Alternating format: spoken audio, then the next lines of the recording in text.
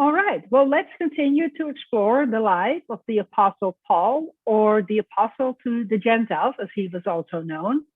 And in order to do so, we're going to pull up our PowerPoint for this.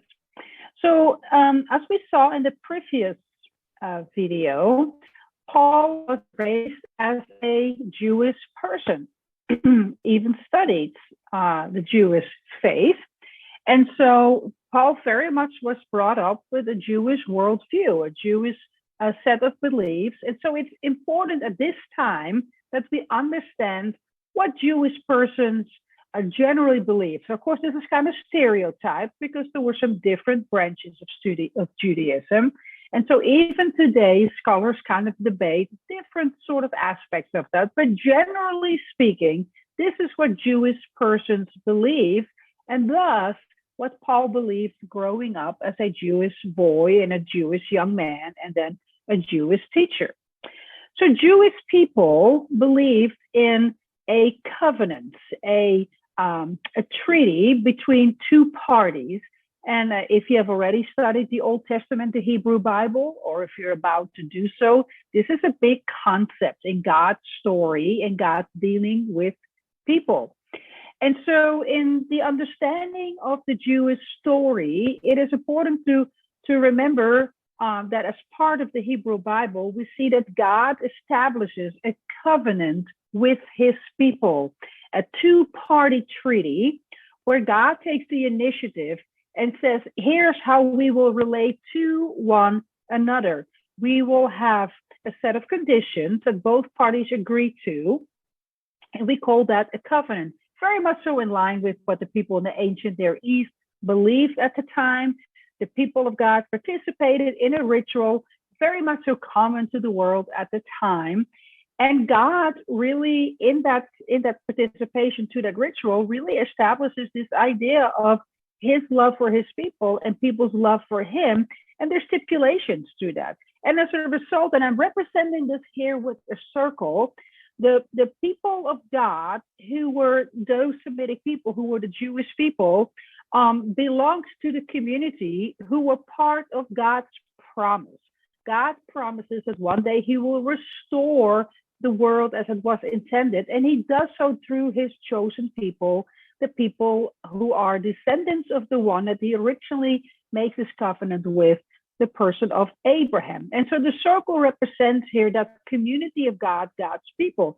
So if you were born as a person who was a descendant of Abraham, by virtue of being born as offspring of Abraham, you were inside that covenant deal because you are a descendant of the one to whom this covenant treaty applied. So that's what that circle represents. So how did you become a part of the covenant? By being born into the covenant. And in fact, in a particular, very customary ancient Near Eastern deal, there were outside signals of this, symbols, if you will. And that was in a very patriarchal sort of world, that was a symbol of circumcision. And this may strike you perhaps as odd, but for some reason, the symbol was a part of cutting the genitalia of males, cutting off a little bit of the foreskin. And that might strike us really weird in a world in which genitalia are always sexualized. But because it had to do with offspring belonging to that treaty, and people believing that the whole child, not just one set of chromosomes, was retained in the seed of the man, that was part of the symbolism there. So on the 8th day after a male baby was born, they would circumcise, they would cut off that part of the male genitalia. Interesting, right? So that was important in the lives of the Jewish people, that understanding that they were the people of God and they were safely tucked away inside the covenant. And for other people to come into that, there were strict set of criteria where they had to adhere to the Jewish worldview and rituals and all that. Now notice when you look at this circle, take a look at this, that the boundaries of the circle, right, the perimeter there, has these little lines there, but there's little holes in there. Do you see that? Well, that is because from God's side of the deal of the treaty, God always keeps his deal. He promised he will restore the people unto himself. But the people did not always keep up their end of the treaty. And the stipulations were that if one part of the treaty fell through, then the treaty was over. Okay. And that's typically how that went in the ancient Near East. You don't keep your end of the deal, it's off the table. Well, but God in his grace provides a way to restore even the treaty to the promise, right?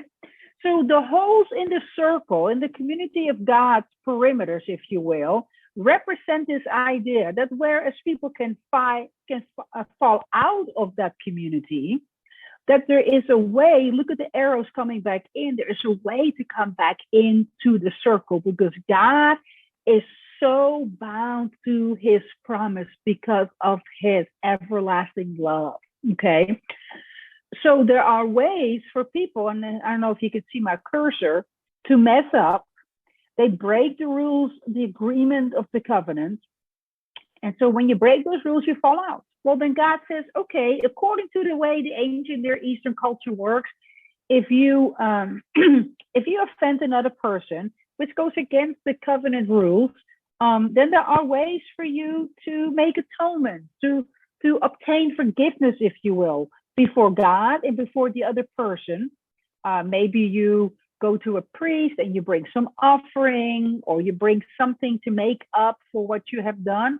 And once you have completed that, then you go back into the circle. And when you re-offend, that process, repeats itself.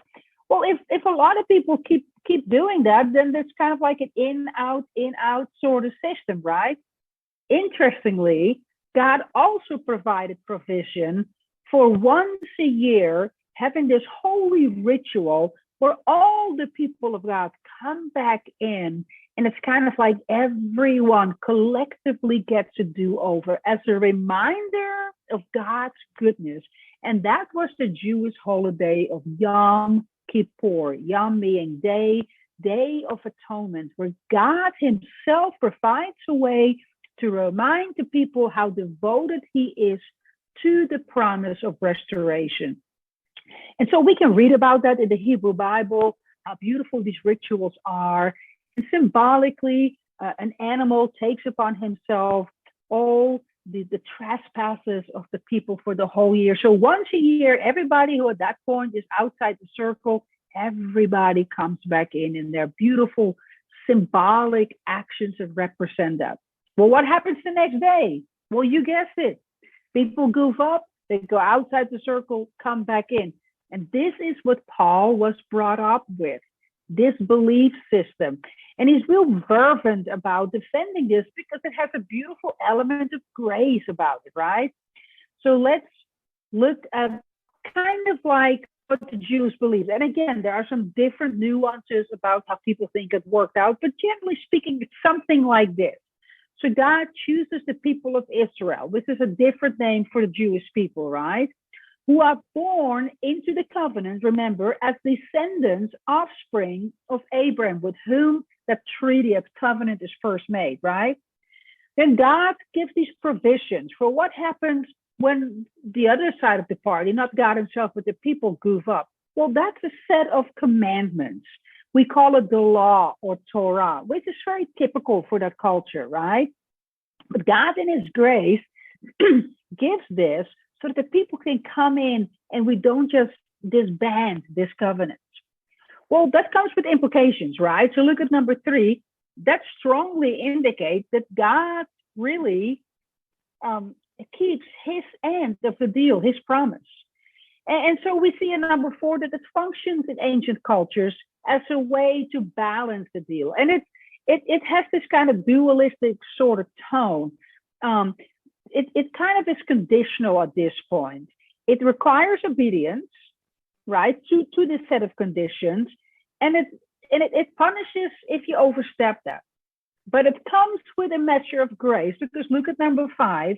It provides for a way back, and we call it atonement, a way for forgiveness, if you will.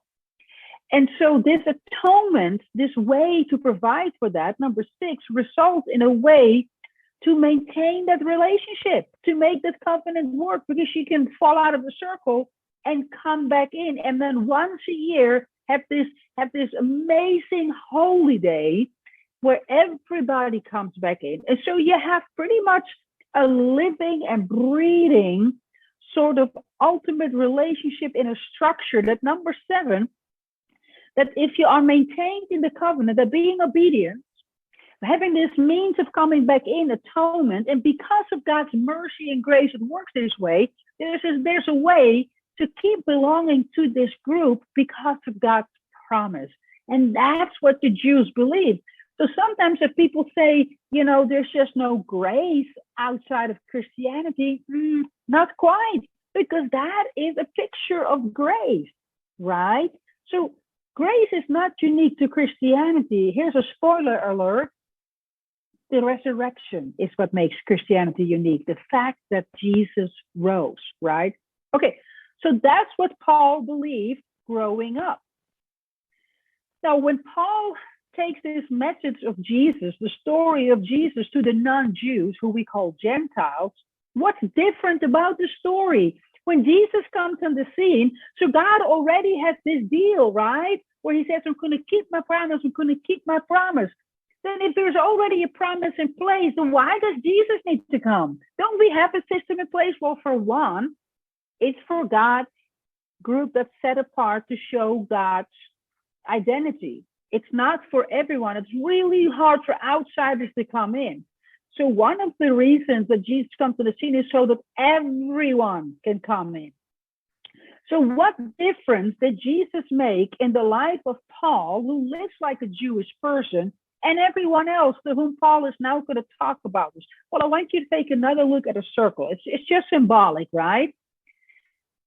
Jesus brings what we call a new covenant. And the Hebrew Bible talks about a new covenant will be made in Jesus's blood. And when we say in Jesus's blood, it's figurative language for the fact that Jesus comes and he dies and he rises again. And therein lies the power of renewal, okay? So look at the fact that the circle now has a drawn boundaries. There's no holes in it anymore. So this is a new concept because people can no longer goof up and fall outside of it. So once you recognize the difference that Jesus makes and you say, yeah, I'm with Jesus, you come inside God's family, whether you are from the Jewish part of the story or from the outside part of the story, whether you're a Gentile, you can come into God's family by recognizing that Jesus is the one that makes the difference. He brokers that new deal, and then you can't fall out, right? So now you see those arrows, but the arrows are actually no longer needed because Jesus took care of patching the holes. In fact, another writer of the New Testament says it like this in what we call the letter to the Hebrews. We haven't gotten there yet. The letter to the Hebrews says that Jesus became the once and for all sacrifice. The one time, he says it like 13 times.